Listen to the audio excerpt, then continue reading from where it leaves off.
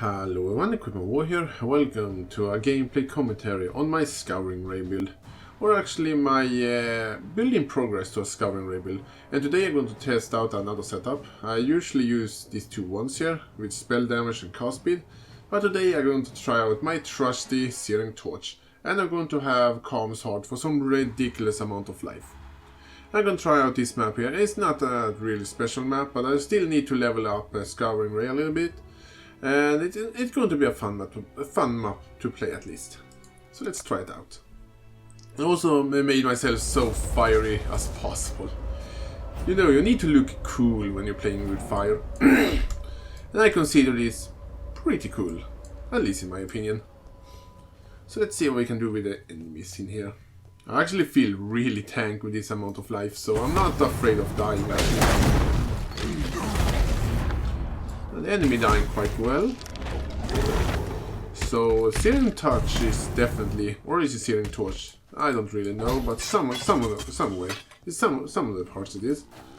It definitely works with this game really well. It can burn this harder than this. I don't have my full setup because I don't have like a teleport and all of that. And I don't have a 6-linked Searing torch, unfortunately. I wish I had, but right now I have this fight.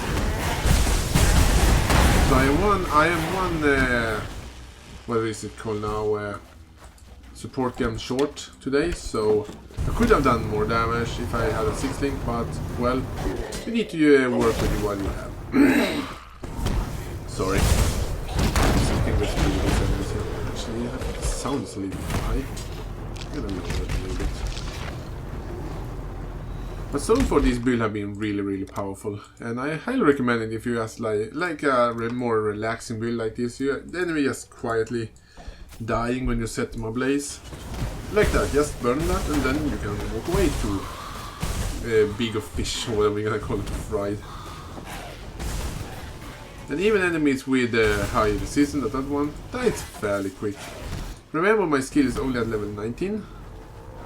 Well, yeah, it is level 19 when I have it in my Searing torch, so I still need to level up a little bit more. And I still need to level up myself a little bit more because I'm only at level 80. We will see. This is a quite high level map, so the enemy should have a little bit more life here. Yeah, more monster life, so that's why they didn't die instantly. They die quite fast as well. Especially these weak ones. These zombies here. Let's get rid of some more enemies here. But these characters, as I said, have been really fun to play. It's actually quite cheap to make as well. I think I'm soon gonna do a real proper build guide on how this character works, but I think many of you already understand how it works. It's not that really... What are you gonna say? What am I gonna call it? Like, difficult to get this character to work? I'm really sorry. It's not difficult to get this character to work, so... But, well, if you can have the exact same setup I have right now, I'm using a Kaom's heart, which are pretty much the most expensive piece of gear I have on me right now. That can be a little bit pricey, so... it's not the cheapest build ever, but you can cut corners. You can make this build work with a lot less expensive gear. Like the ones I'm used to use, they're really inexpensive.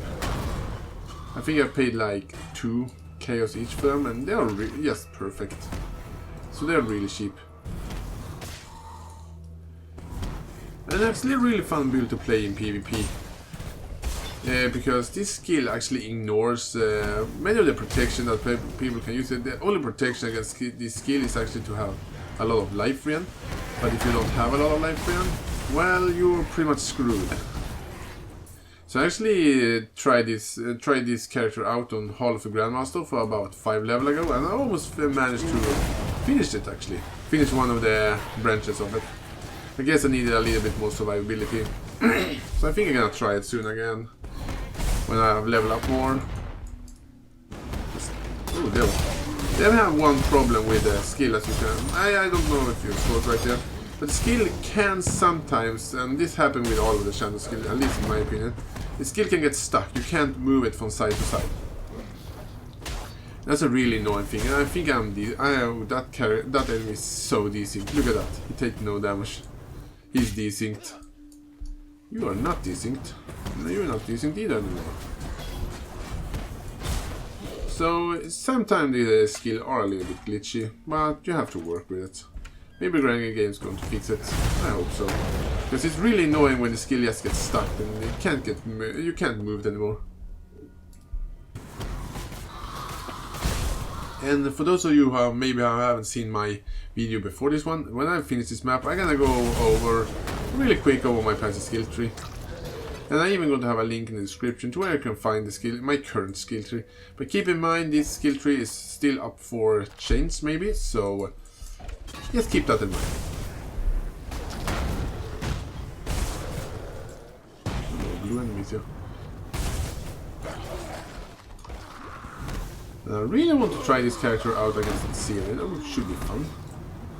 I don't know how it will go, but I probably can attack reflect at Searing this build because they can't reflect the damage of time, so you're completely immune to reflect when you're playing this character.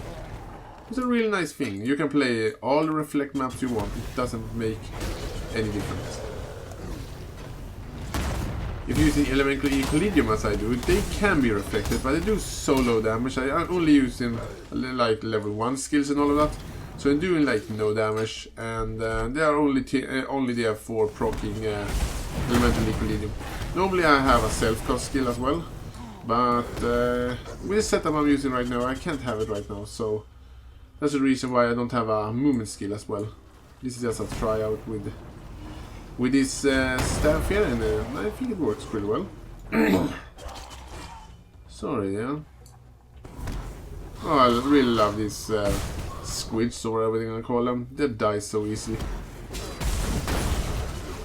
This is actually, I think I've said this in another video, that this is actually a new type of playset for me, because normally I'm playing like flashy things and have, you know, fast things.